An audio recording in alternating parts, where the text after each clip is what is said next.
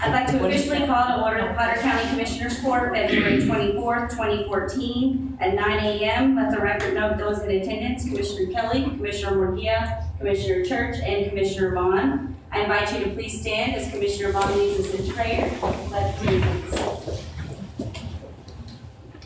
Father, we thank you for this day. We thank you for the many blessings, Lord, you continue to bestow upon us. Thank you for, Lord, as we begin to back in the spring, and we acknowledge that, Lord, you're still in control of these Christmas mornings continue, Lord. Certainly, for the reason is pleasing your sight. We just thank you, Father, for the attendance here this morning, for all those who are attendants and concerned for the interest and the bidding of this county, and for all of the court, the officials, Lord, as they continue to work through the diligence of the country that we're called to do.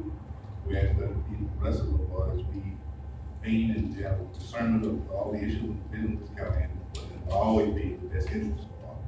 Father, we thank you for all of the elected officials and all the ones that the candidates that are running. Lord, you will give them the strength and guidance to continue to pursue and to reach out and to, Lord, present that they would have to this county. And, Lord, the decisions we made is always in your best interest. Just thank you and give you the blessing right now.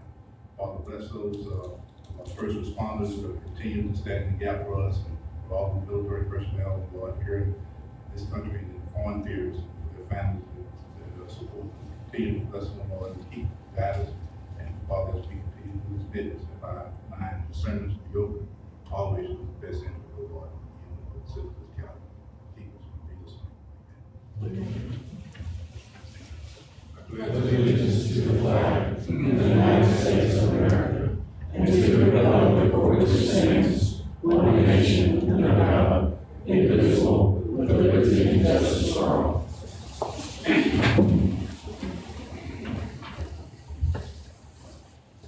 Item number 1, approval of the minutes. Approval of the minutes from February 10th, 2014, Potter County Commissioners Court. I'd like to entertain a motion. Are there any suggested changes? I move we approve the minutes from the February 10, 2004 Commissioners Court meeting. I have a motion from Commissioner Church. Is there a second? Second. Second from Commissioner Kelly. All those in favor show of hands. Any opposed? Motion carries 4-0. Item number 2, vouchers. To consider and act upon the approval, the payment of vouchers processed by the County Auditor's Office through a period of February 5th, 2014 through February 18th, 2014. Check number 153788 through 154116. Wire number 337 through 341, the amount of $2,204,407.85. Let's entertain a motion. And I'll motion to approve the vouchers as printed. Second. For discussion. I have a motion from Commissioner Vaughn and a second from Commissioner Kelly for discussion. I'd like to open the court for questions.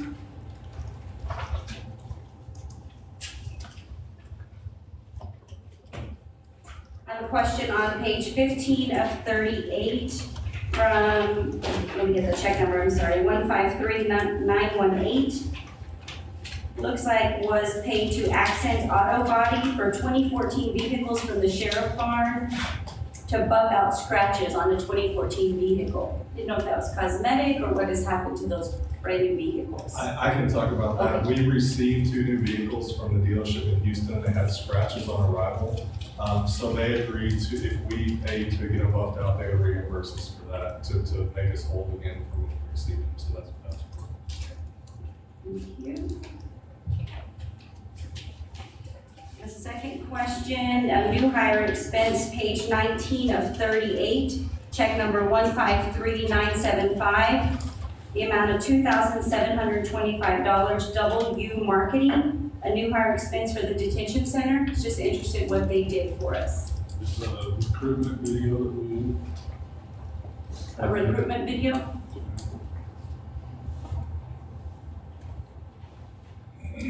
Is that a new initiative, Sheriff, or have they done that before for us?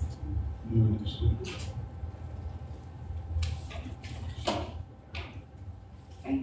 Is that something that Sheriff will done for the whole staff, or just the new hire? that's something that would be done on an annual basis, but for all the staffs to, It's one we can use when we go out to job fairs and those kind of things. It covers all the aspects of the sheriff's office.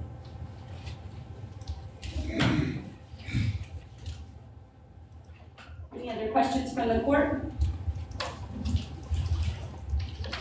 Already asked my questions. I have a motion and a second on the table. All those in favor of the approval of vouchers, show of hands. Any opposed? Motion carries 3-1.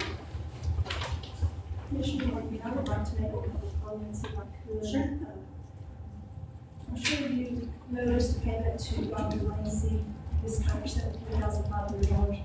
I just wanted to make y'all aware that that leaves less than $2,500 in the sheriff's medical expense account.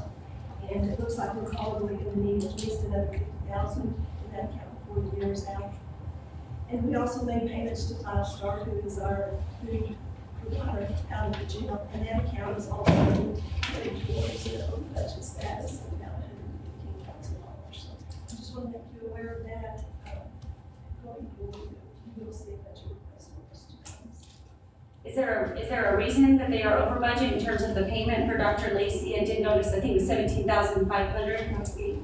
And we do budget to cover that, but we've had unusual medical expenses out of the jail this year. we could also, depending upon that, was the food and the meals as well, is that something that? It's just increased population. There was a very slight increase, I think, in our contract, maybe 2% or something, very minimal, but it's just the increased population. Sheriff, would you like to shed any light on the unbudgeted medical increases that we've already seen this year? There's nothing, we can't foresee that. And we've had a lot of them that happen to have some kind of medical issues, spending days and weeks out at the hospital. What else to take on that? What is that line item currently budgeted at, Carrie? It is budgeted at $75,000. And we think we'll need another $50,000? Probably we have about $2,400 in there right now, and we know we owe another $17,500, which is Dr. Lacy. That's not counting anything else that comes through.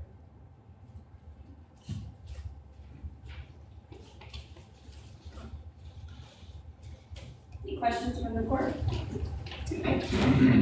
Thank you for that. Item number 3, insurance report. To recognize the insurance report, Ms. Holland, would you like to share anything? There's nothing unusual on this report. Any questions from the court? So recognized. Item 4, treasurer's report. To recognize the treasurer's report. Not sure Leah is back or he would like to speak on it. So recognized. Item number 5, Texas Health Institute to hear a presentation regarding statewide initiatives for strategic planning from Camille Miller, President and CEO of the Institute.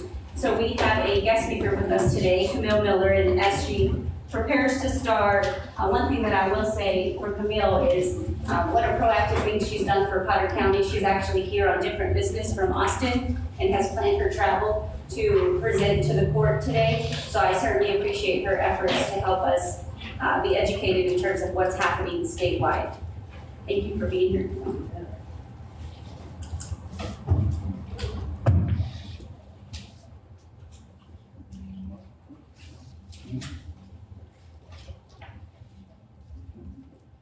While I'm passing these out, I would just like to make a note that the kind of medical costs that the sheriff is having to deal with in his budget,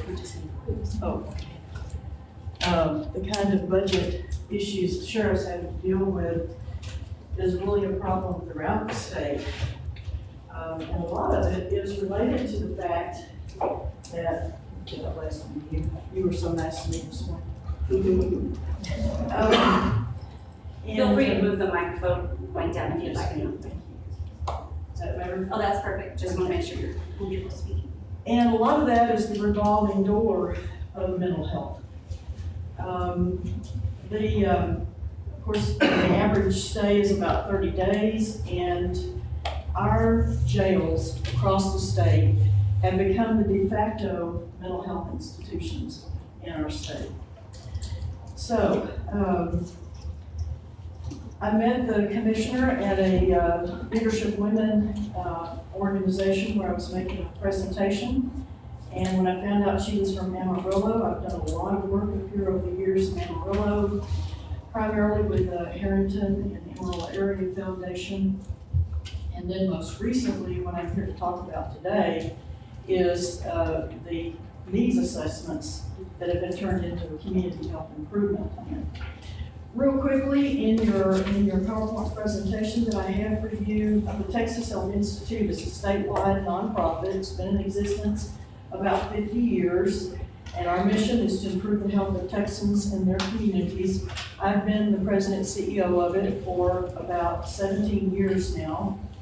And in this area of mental health, I spent the first 20 some odd years working for statewide elected officials, several governors, lieutenant governors, state comptroller. And I was the liaison from the Texas Senate to a couple of federal justices with our lawsuits. And so I'm very experienced in the issues that we have had for centuries now, but really in the last 30 or 40 years has continued to really grow in the mental health arena. I staffed the mental health, last time the mental health code was revised, I was able to staff that. And then I prepared and analyzed budgets and legislation and riders on mental health for about 12 years. Among other things, I was in charge of all budget and policy for 2 lieutenant governors. Mental health touches so many areas of all of our budgets across the state. I've served and participated in numerous state and national mental health leadership groups, and most recently, and this is one of the reasons I think this is very important, that the court considered doing something in the mental health area right now, is that I've served as a consultant over the last 3 years to the Meadows Foundation. They are developing, and actually have developed and approved, will be announcing probably this month or early next month, formation of the Meadows Mental Health Policy Institute. They'll be initially putting about $10 million in there to provide grants to governments and organizations across the state. And then we'll be working with other foundations to coordinate our efforts, and that pot should increase. So there's going to be an opportunity to have some monies there. In terms of the Texas Health Institute's mental health resume, we were one of the original 6 demonstration projects under President George Bush's Mental Health Transformation Project. We, Texas Health Institute, focused on the community collaboratives. We believe that all health is local, and that solutions that are one size fits all from the Washington or from the Austin perspective don't work as well as those problems that are addressed and the solutions come from the people at the local community level. And so we had 6 community projects that included 14 Texas counties. And we also have collaborated with the Dallas County facility and a jail health report. They were under some federal court orders. We very quietly and behind the scenes worked with them to get some health issues addressed there in a very cost-effective way. And then we've assisted and facilitated mental health projects in numbers in cities and counties throughout the state. And on the top of page 3, this is the map of the communities and the list of the counties that we've served in. And when Commissioner Gia told me that you all were considering some construction projects, it is just an ideal time, whether it's renovations and repairs, or whether it's rebuilding or whatever that you're talking about doing. I would offer Texas Health Institute's advice on some places that you definitely need to visit. Williamson County, and I won't go into all of them right now, but Williamson County and Bexar County have done 2 really exciting projects that, with my knowledge of this area, I think would fit you all well. In the Mental Health Transformation Project report that President Bush issued. He said, for too many Americans, the services and supports they need remain fragmented, disconnected, and often inadequate, frustrating the opportunity for recovery.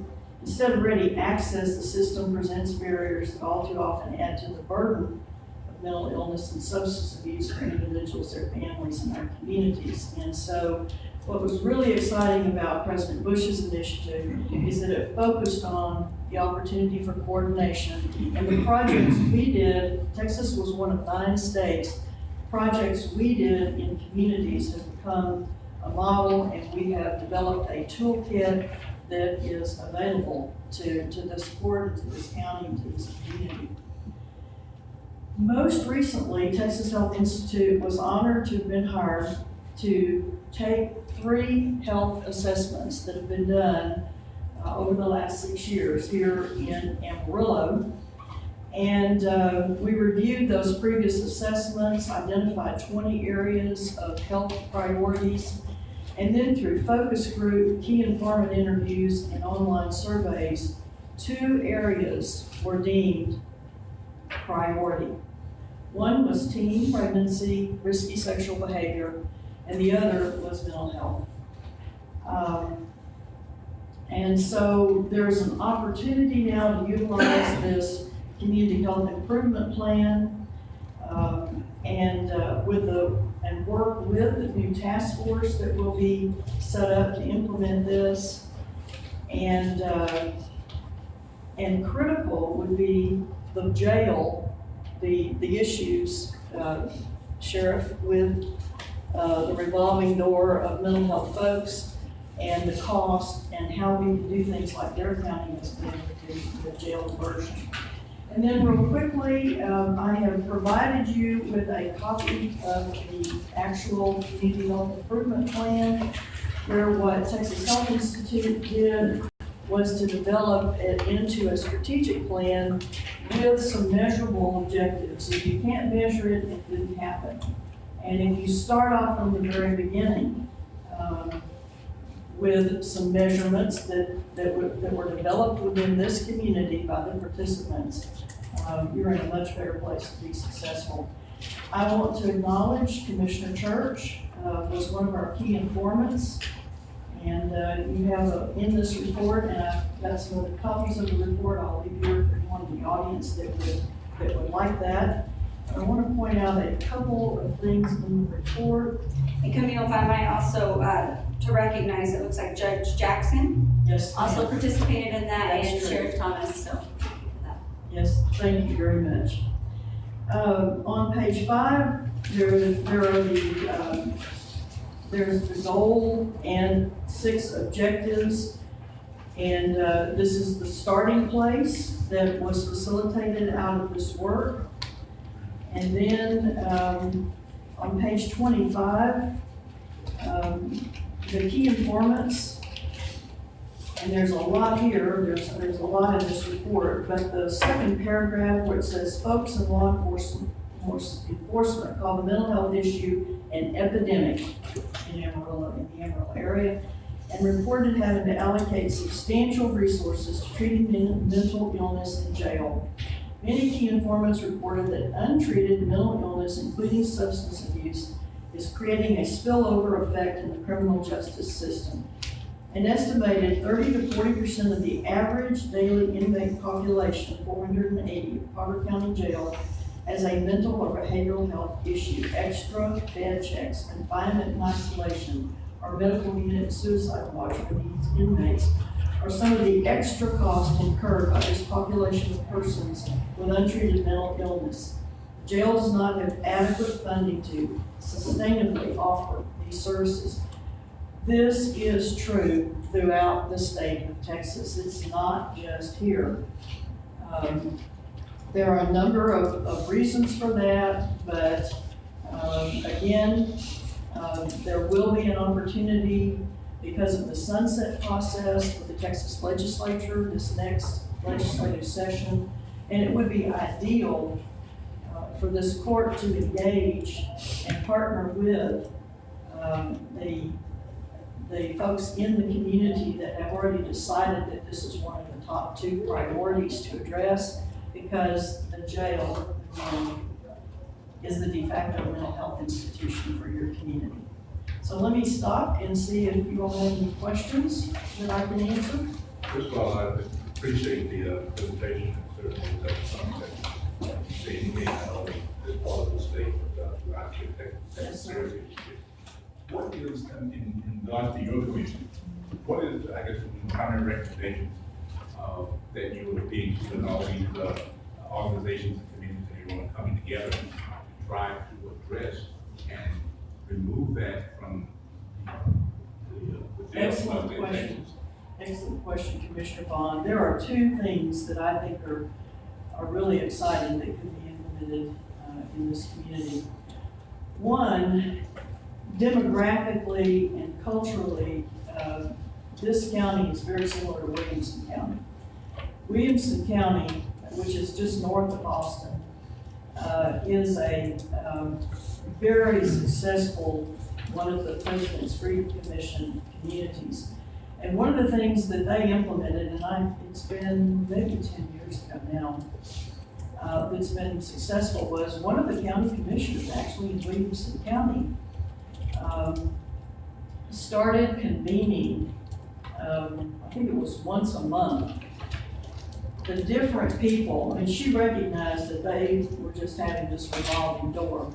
And so she said, okay, I want to get the people in this community that are involved in mental health to come together and let's talk together. So once a month, she would convene this group, started off with maybe the hospital and of course the sheriff's department and the medical people that worked with, and then the local mental health and mental retardation. And what they ended up doing, and it has become the most popular committee for anybody to be involved in Williamson County. People just are clamoring to get on it.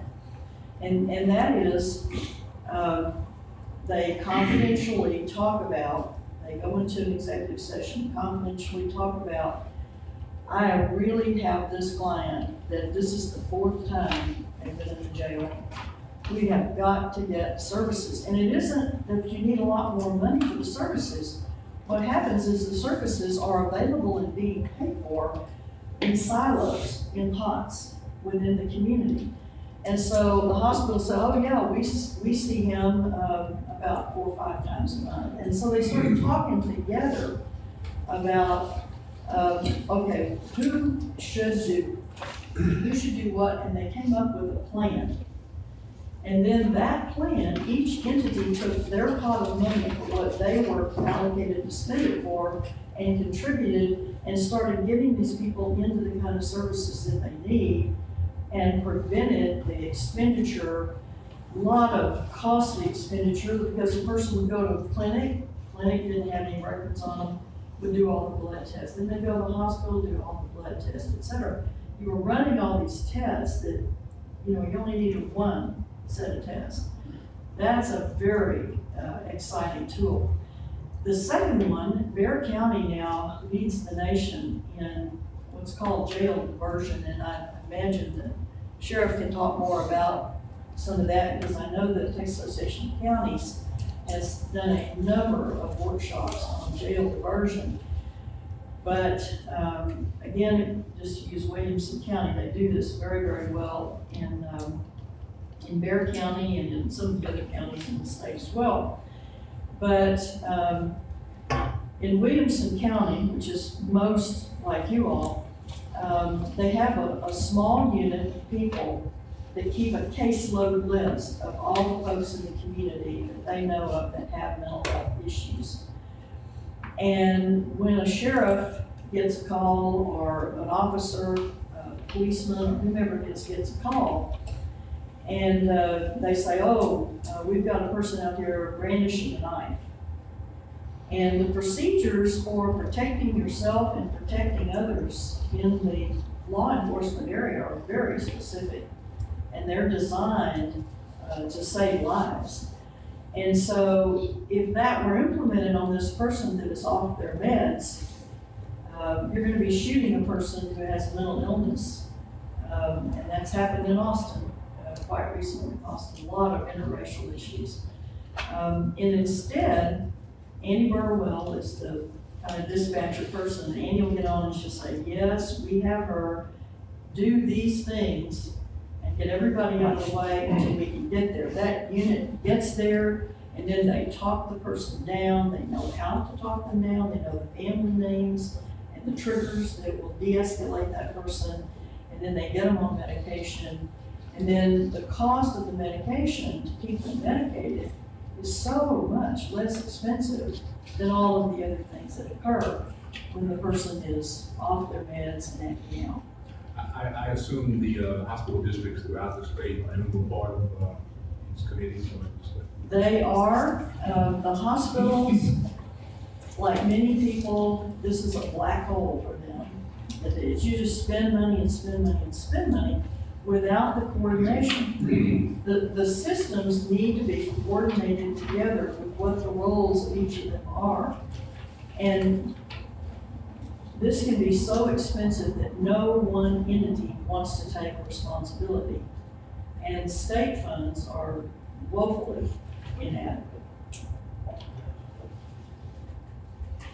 Commissioner Church, anything you'd like to add, since you sat on this original community health improvement plan?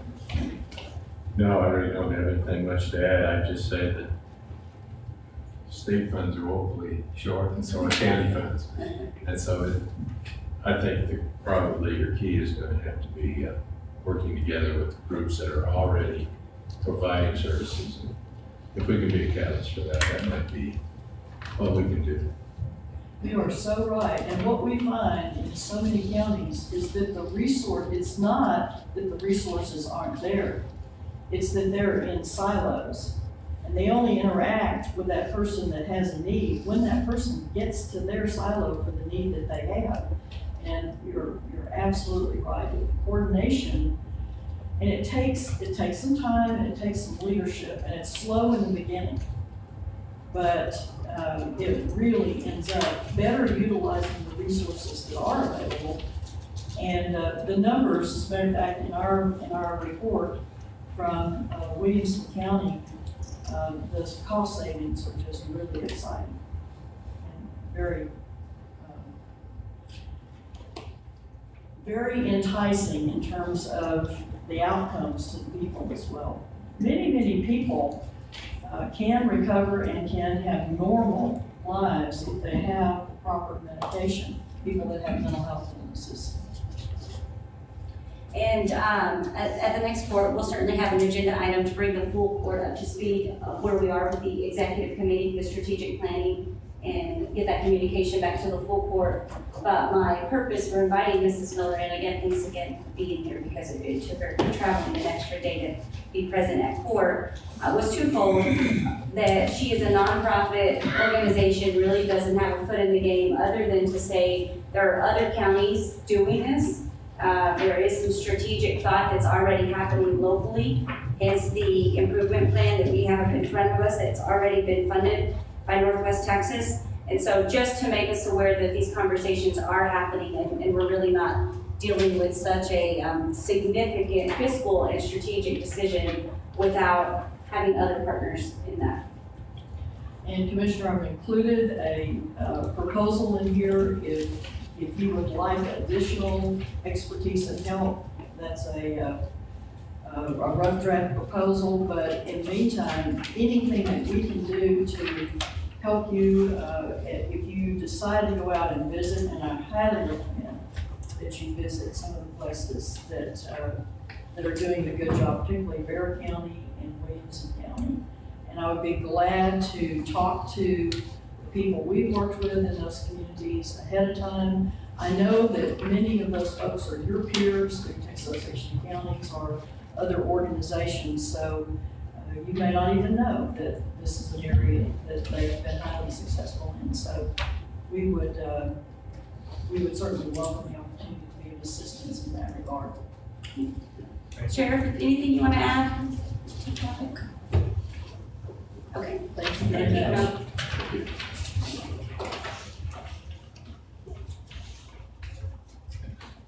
All right. Human Resources Payroll Schedule Modification to hear a report from the Payroll Schedule Modification Committee and take any action necessary. Good morning. You all should have a written report in your packets. As you know, back in October, this was requested or directed us to form a committee to discuss the payroll modification, payroll schedule modification suggestions. That committee was formed. We met. The committee suggested on that I request a legal opinion from the county attorney's office. That legal opinion was requested on November 5th. Once that opinion was obtained from the county attorney's office, the committee got back together again on December 10th to discuss the ramifications of that legal opinion. If you all had time to review your notes from that summary, you'll see that the questions that the legal opinion addressed were really three-pronged. They were whether our current payroll processing system was compatible with Article 3, Chapter 53 of the Texas Constitution, and also whether that same payroll system is compatible with Article 3, Chapter 52A of the Texas Constitution.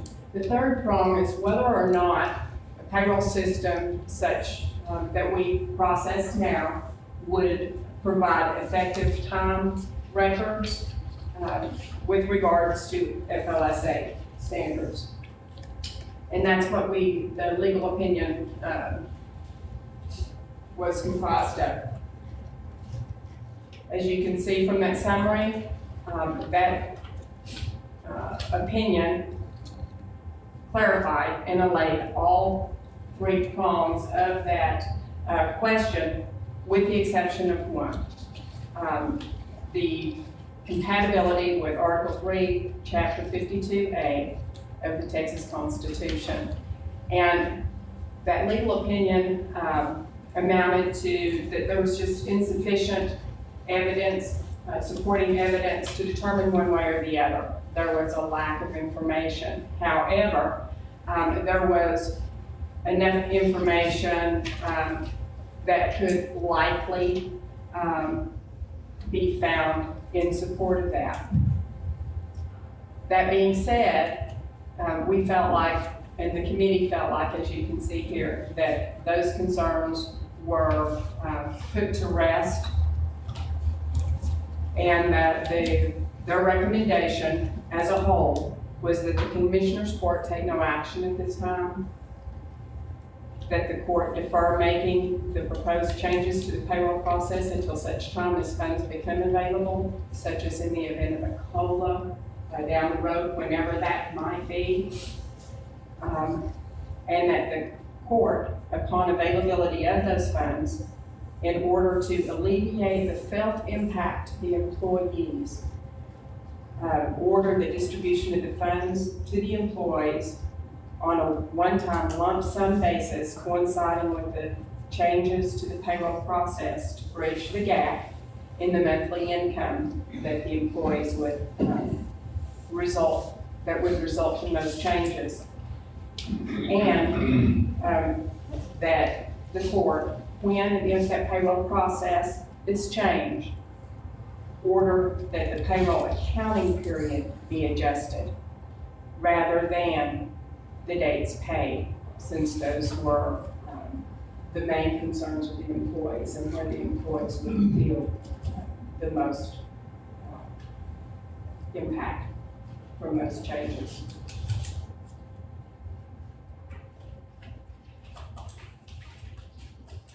That's standard recommendation, and further based on a lot of hypothetics here in respect to the COLA and the budget process. I understand that the deliberations and certain concerns of employees.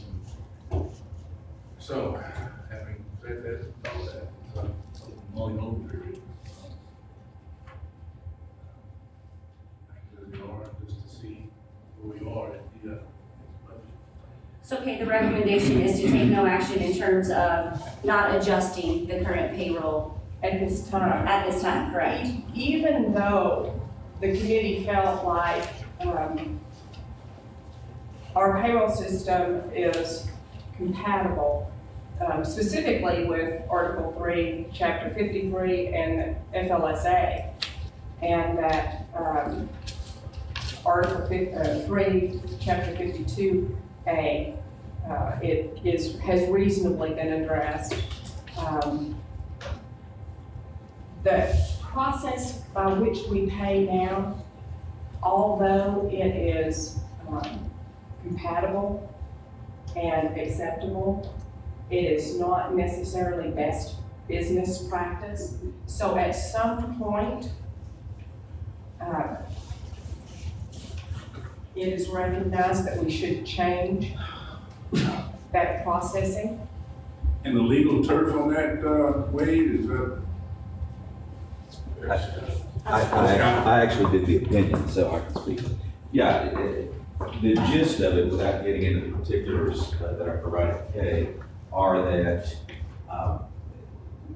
with regard to Article 3, Section 52, that the constitutionality of an expenditure is a determination the Commissioner's Court has to make based on the factors that are provided in the summary given. Overall, what I would tell you is the system is certainly passes muster under Article 3, Section 53, which prohibits bonus payments. It passes muster under the FLSA because the FLSA is not concerned with whether we overpay our employees. It's concerned with whether we underpay them. The question on Article 3, Section 52 is whether a public purpose largely is being served and whether we're getting return consideration. And essentially, absent a pattern of fact showing that we are routinely paying for money for work we're not getting, that's probably not going to be a factor that would invalidate the practice. What Kay is saying, and I agree, is at some time down the road, it may be a best business practice to consider amending the payroll accounting period rather than payday. But the court is in a situation now where you can reasonably let that go until there are available funds to cushion the blow. In other words, if you adjust that payroll period, chances are that the employees are going to have a short check unless money is provided in one-time payment to take care of that. That would be a constitutional expenditure under the various considerations that affect in Article 3, Section 52 question. And so to my knowledge, and Julie, I'm looking at you to keep me honest in terms of the agenda, the court made the motion to accept it and move forward with the original payroll schedule change modification in August. And I think through that process, and there were different reasons, that process was put on hold. But to my knowledge, there was not formal action from the court to put it on hold. So I'm wondering if the court needs action to indeed put this on hold. I don't have any record of us formally doing that in the form of a motion. And I think there was some discussion on that, whether or not we met the, Yeah, the open meetings in terms of it being available on the website. Yeah. The original agenda, well, There we was need an a initial posting question. requirement. Well, unless the action was illegal, we would need to reconsider. Wasn't that implemented either? It wasn't, yes, that's correct. It was Excuse not. me, it was not implemented. Right, it's not implemented, but it's that action is still on the books unless we change it. Is there any action necessary about it? I think the court could take action today to recognize that the original plan is not going to be implemented at this time, but the court can revisit that, say, as it is the original. And that's, I think, my root question is that the court needs to take formal action since the original action was not implemented. I think For the record. I think it certainly couldn't hurt anything, and it might help clarify where things stand from a policy standpoint. Okay. Any other questions in terms of the Is recommendation? there a time frame in which we need to implement something? Do we have a? No, because the primary questions in that legal opinion have been reasonably satisfied. We feel confident that it can be put off, it can be Indefinitely. left indefinitely until such time as there might be funds available. I think it's an administrative convenience issue. So you don't have any heartburn on that as far as the best practice issue of pull it, No. that until? My primary concern was to make sure that our practice was compatible with the Texas Constitution and the FLSA. Beyond that, the business practice, as we've stated before, it works. It hasn't created a lot of dysfunction at all, but it's not best practice.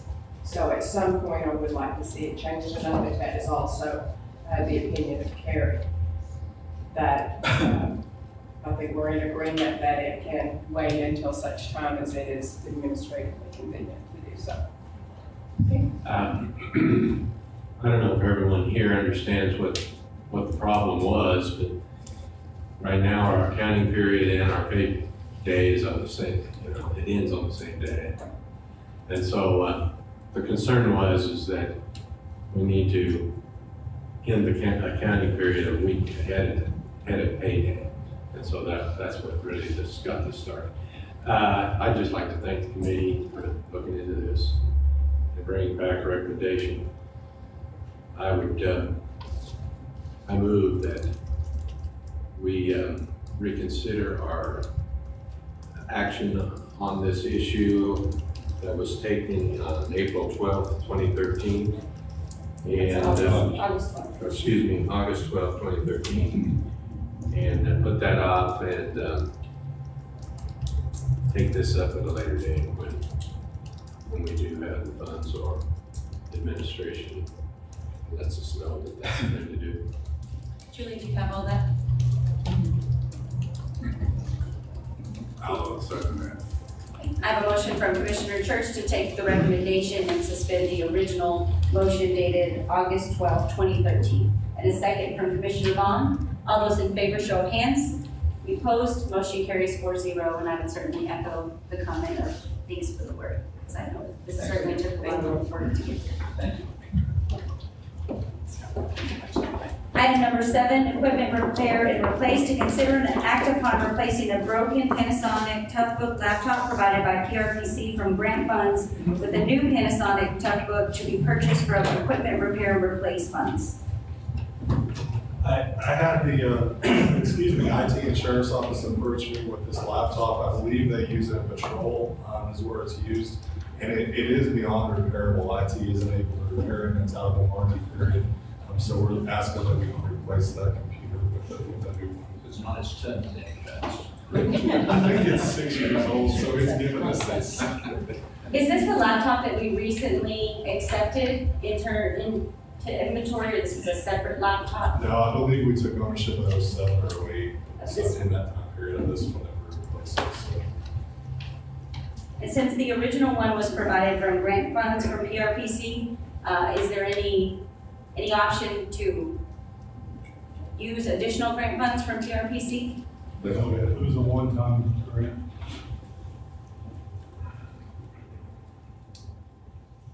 And this is equipment repair and replace funds.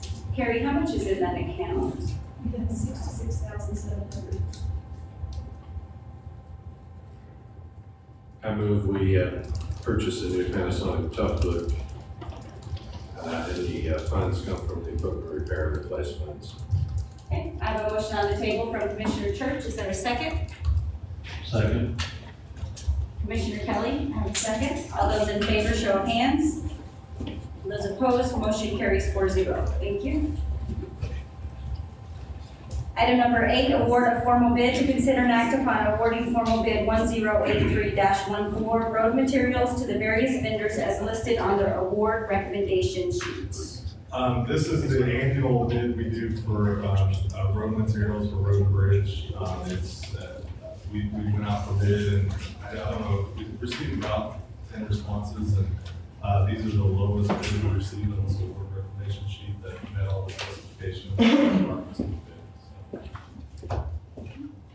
Roger, is there anything you'd like to add on the bid recommendation? No, these are repeat vendors and they do the kind well. Good job. Commissioner Church, anything you'd like to add to oversee? Questions from the court, or I'd like to entertain a motion? So moved. I have a motion from Commissioner Kelly to accept the formal bid as presented, 108314. Is there a second? Second. Second from Commissioner Church. All those in favor show of hands. The opposed, motion carries 4-0. Number 9, travel funds. To consider and act upon the following, act upon allowing the funds, and it appears to be a typo, I'm not sure if this is $300,000 or $300,000 dollar capital software project to be spent on travel for on-site software vendors, visits by members of the software evaluation committee. Yeah, the committee approached me about putting this on here. It's $300,000. It's the initial $300,000 you committed to the software project during budget time. They're wanting to take some funds from that $300,000 to go view the software that we're still evaluating on site to see it in production and make sure it's going to work before we come to a final recommendation. And so considering it's a software purchase, I would lean on Mr. Patrick to possibly address the court in terms of what the outline is of who would be traveling and maybe where they're traveling to, what the expectation of what they're gonna go see. The committee is still putting together a game plan as far as what works best for the individual members. There's about 6 or 8 of us, I guess, on the selection committee. The key users of the system, the department heads, the elected officials. A couple of us are going to go see it at the end of March. Just while we're already in the area, down South Texas, we're going to go and see it while we're there. And a couple of the other folks are making their own arrangements. And so, since this was not an item that most departments budgeted travel expenses for, that's why we're asking for some of this money that's already been earmarked for this project to be allowed to be used by the department for travel expenses. How much are we talking about? Do we have any idea? Kind of a ballpark figures at 3,000, 4,000, 1,000. I looked into it, and for just one person out of our office, well, actually for 2 people out of our office, it would be about close to $1,000. That's with the flight and food and hotel. Cumulative or? For 2 individuals.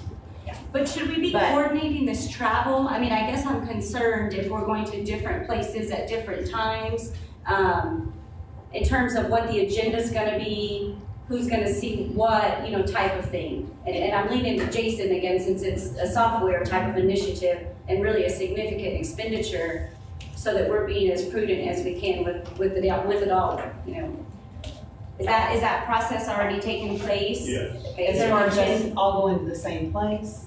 Is that what you're? Either going to the same place or Yeah. some type of coordination, because I can say, at least in terms of the full court, we have not been presented with anything other than the fact that we've gone out for an RFP and we're looking at things. The full court has not been made aware of where we are with that process. I think one of the questions is that depending on the number of locations, sites that be going and individuals going, are you all working off the same agenda focus item? Yes, it's all to the same place. And they're just gonna happen to be down in the area around that time, so they're gonna extend their travel to be able to be at that place. And then, of course, So depending upon where they're, and maybe a little bit less, because they'll already be on travel, so it'd be expensive of that travel. Right. 1,000 for 2 individuals. for us, it's a travel down on one day and come back the next. So yeah, it's a little bit more. So I guess if you had to give us a ballpark figure, depending upon the number of individuals that you're going, times the $500 or so, max, I mean, I have to state that I obviously have a concern with us haphazardly allocating money without really having true logistics kind of mapped out. And it sounds like they're implied somewhere, but the court certainly does not have that information. But I think that, correct me if I'm wrong, Patty, that formulated committee that you are working with now are entertaining those issues of breaking that down and bringing it back to, is that correct? Correct. Yes. So can we make the decision to allocate funds once we have that recommendation and the court is brought up to speed in terms of where we are? Or is it time sensitive? It's always time sensitive, Commissioner. That's the time we get the agenda. Well, for quite major honestly. airline tickets, it's time sensitive because this issue's the end of March. The longer we wait, the higher the tickets get. Usually you have a 2-week threshold in terms of travel before prices really skyrocket. As long as it's 2 weeks out, generally. Well, you know, I appreciate you wanting to go look at it, and I'm glad you're doing that, because, you know, when you buy a car, you want to drive it. When you buy a house, you go through it and really try to learn what it is. And so, I think that's great. It's my understanding you're going down to look at one particular program, is that right? Okay, so you've kind of narrowed it down. I don't know, I'd like to, I understand why you don't want to use your own department's money. And, I'd kind of be in favor of letting you use some of this money, but it'd be nice to know how much we're looking at. I'm not sure we need more than one person per department to go, but if someone can sell me on that, then I think. In my department, it's gonna be about $400 plus the meals, because she has a place to stay. And mine was based on wanting to send two of the people who use the system heavily down there, but certainly we can go with one. Why don't we get a total cumulative quote, I'll get with the whole committee on how much it's gonna cost, we'll bring that to the next court. Part of the reason we are disclosing locations in a public forum is this is a confidential proposal, and until it's awarded legally, I can't release names of where we're going, because that might tip it to the software companies that we're still looking at. So that's why we can't just have a proposal of this is where we're going, but let me at least get a total cost together, and I don't know if we can do it in executive session, or if each one of you want to stop by my office, I'll, if you sign a confidentiality sheet, I'll let you know where we are in the entire process, that's fine. What was the total number of people that were gonna go on this project? I believe about 6. I'm not She taking said 2 to 7. So. any more information that you can present. I certainly am not comfortable allocating money without knowing how many or the dollar amount, quite honestly, the threshold of that 300,000 that we set aside for this purchase. Just Yeah, the next court meeting, I'll bring back an estimate, obviously if airline tickets go to a kind of, I'll bring some kind of estimate back. I don't like the estimate's about $500 per. Yeah. Somewhere around there. So, Okay, so we will pass so this. with that estimate, could we go with that estimate? I'm not comfortable, Commissioner, that's just We my. already have a hotel on site that has given us a quote for rooms. We know about what it is. Some are flying, some of us will already be down there. So, So Judge Jackson, I'm sorry, if there's been so much logistical work that's happened, I'm surprised that the court is hearing about this when it's time sensitive. Does that make sense? I mean, that's certainly a frustration of mine on the court, is that we get these agenda items when there's immediate action that needs to be taken, and we really need to be diligent about the process. Definitely not trying to be difficult. well, it was because we had 3 locations that we were looking at. And in the time it took to look at the 3 locations, 2 of the locations backed out on us. And one of the locations wasn't going to give us any more than what the location we're looking at now, with travel twice the amount to that first location. And so when we looked at the 3rd location, it was going to be so much better. And that's what we decided on. And that was just done last week. Okay, I guess I missed out on that, but what are we talking about, an extension of those sites that you're visiting, more than just the one? There's only 2 that will be at this location, and I think they are planning to extend their travel. They're there for a different business trip. So they're planning to extend their travel. It's the same location? Yes. Okay, What I was thinking, and I appreciate Dave sort of doing some math on the amount of folks that are looking at going, probably more or less capping it out at 7 people. That's the max, right? Right. What we're talking about. And if we suggest that we cap it off at $500 per person for the 7, we're talking $3,500. If it goes over the amount, that will come out of the department's own budget. So we can sort of figure 3,500 and dispense with all this going to the next meeting, and we'll just set it at 3,500. At 500 per person? At 500 per person. If Okay. it goes over the amount, it comes out of that particular department's budget. It's a form of a motion. I will make it so. Okay, would you like to make that in the form of a motion? Did you get that, Sue?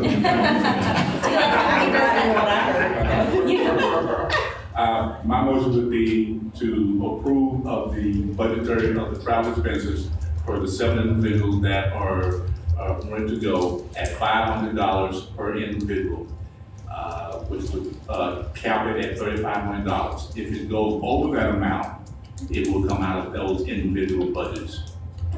I would second that. So I have a motion from Commissioner Vaughn, second from Commissioner Murguia. All those in favor, show of hands. You As opposed? long as it's coming out of the capital software project. If you understand, I'm saying we're not, I have that. Right. Motion carries 4-0. Thank you. Thank you for that alternative, Commissioner. Item number 10, employment item. Consider and act upon the following employment items. A, collections, the resignation of A.D. Fletcher, deputy part-time, effective 2/7/14. Like to entertain a motion to accept the employment items. A motion from Commissioner Kelly, is there a second? Second. Second from Commissioner Vaughn. All those in favor, show of hands. Opposed, motion carries 4-0. Potter County projects, hear report on the various Potter County projects and take any action necessary. Good morning, Mike. Good morning. You do not have a copy of this. This is just a verbal report today. Your next meeting, I'll be giving you the full written report. Make you aware, we currently have 28 projects out there. Out of the 28 of them, 11 of them are pending. I'll be addressing here in just a few moments. Out of the THC projects, the courtroom acoustical wall project, bids with the Texas Historic Commission this past week. We're waiting Mark to sign the supplemental funding agreement on amendment number 3. And once we get that, I'll be working with the local contractor to get this acoustical project going for the courtrooms. I don't have anything to report, Dave, to you on the journeyman issues. The Santa Fe elevator project. I appreciate that. We just spread more on this, or we're in the process of working on getting on an intervention map, and then I just haven't got to draft that up yet. That's kind of what we're doing. So we're not getting any more pushback from Chairman other than what they are. No, sir.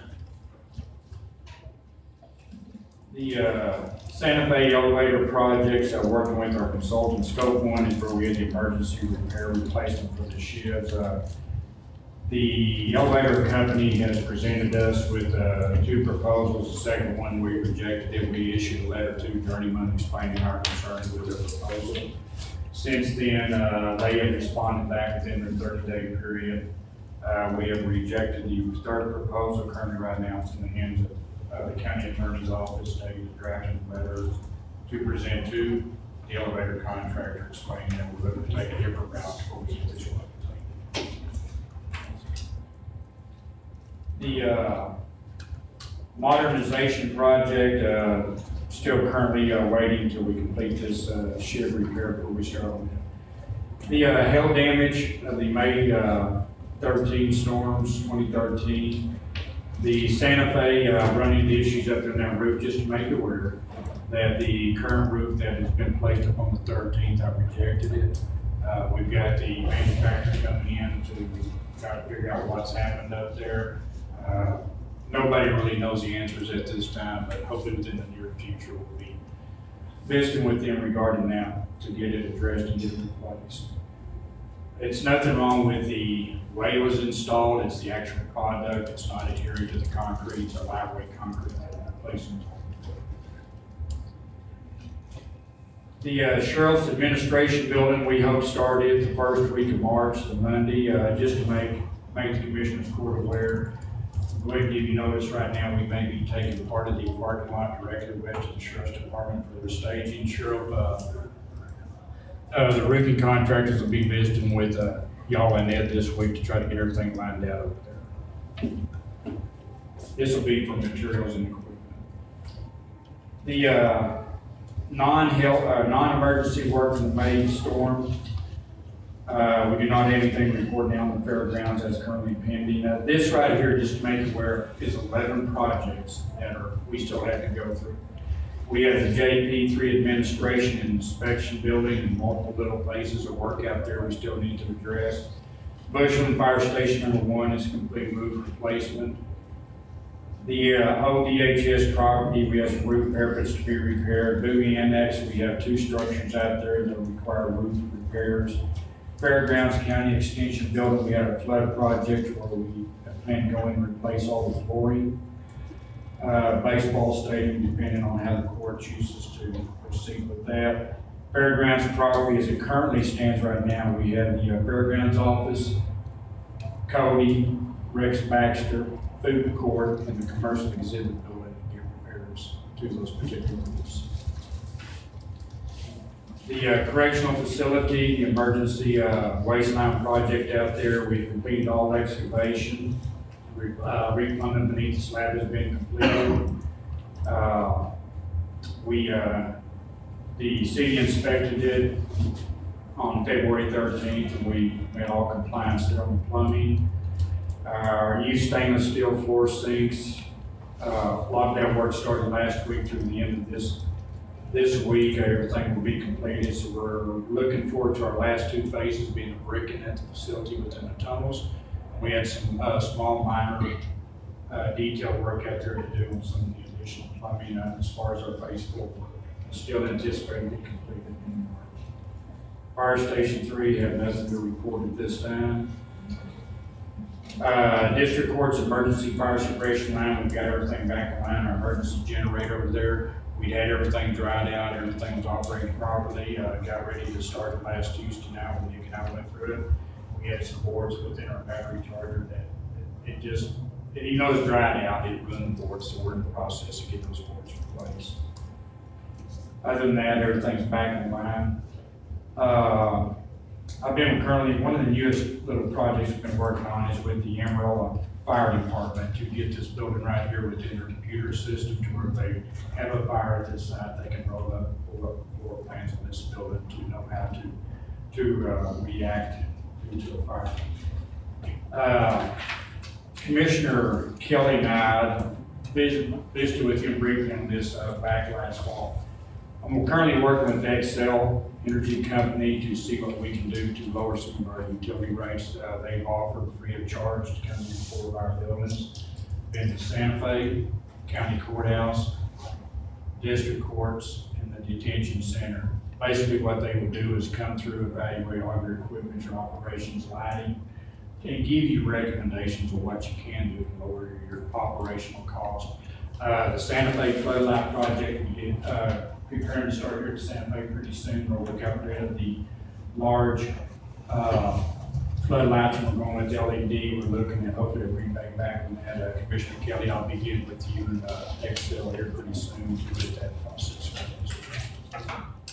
That's all unless you have any questions. Sounds to me like you don't have anything going on, you're just looking for work, are you? That I can. Thank you, Mike. Thank you, Mike. Item number 12, executive session, to hold an executive session if necessary. Dave, is there one? Pass item 12. Item 13, jail report. I have a count of 512.95 female. Sheriff, is there anything you'd like to add? Are there any children's currently? None in children's. Okay. Item 14, county insurance items to consider and act upon any insurance claims, accidents against the county. Nothing new. Good news. Item number 15, agenda items to receive agenda items for the next Commissioners Court. I do have one item. Let me give you the information. The city of Amarillo has proposed to do paving standards for their what we want to call extraterrestrial jurisdiction, but it's extraterritorial. And so they asked for our comments. We've got some concerns about that. I think we already have a copy of that. You already have talked back, okay. So we would like to talk about it on the next meeting, and I called Mark Reed, this engineer of the city, the other day, and asked him, they originally wanted to hear comments from I think at the end of February, and they extended it to 7, and I asked if we could extend it another few days beyond that to allow us to talk about it at the next commissioners court meeting. So, that will, I just want to give you information, if you didn't have it, and we will put that on the agenda for the next meeting. I think Randall County is talking about this at their meeting tomorrow. And Dave, I will share it, and I'm making sure that I'm following within this future agenda items, but I've also heard some concerns from local engineers, and so I visited with Commissioner Church, and I will forward that to Commissioner Church and yourself for presentation of what you're planning to present next. Yes, we talked to a couple of engineers. We hope to have a resolution to present so that we can have our word heard, how we feel about this. Thanks. And if anybody else out in the public wants to respond to this new regulation, you're sure welcome to put in your 2 bits to the city. Okay, you'll take care of that agenda item. I next. will, and I also mentioned that Mr. Reed said anybody who wanted to talk to him, you can just call and talk to him about that, so we'd be happy to answer any questions. Okay. If there's nothing else, we will officially close Commissioners Court at 10:06 a.m. Have a great day. Happy Monday.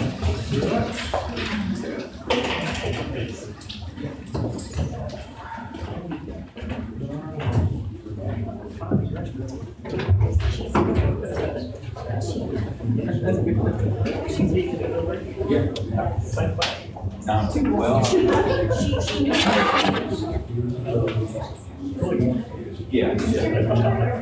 Sign it.